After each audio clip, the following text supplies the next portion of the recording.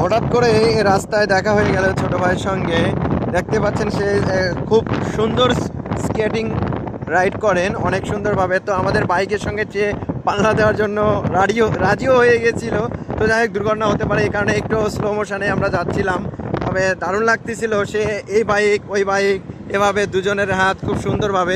সে বলছিল তার নাকি একটা ইউটিউব চ্যানেলও আছে। যাই হোক, দোয়া করি ভাইয়া তোমার জন্য, যে তুমি অনেক আগিয়ে যাও।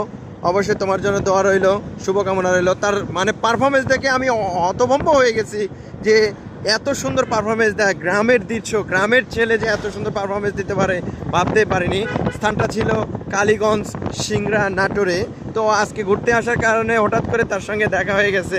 দেখতে পাচ্ছেন আমাদের দুজনের গাড়িতেই সে দুই হাত রেখেছে এবং আমাদের সঙ্গে যাচ্ছে।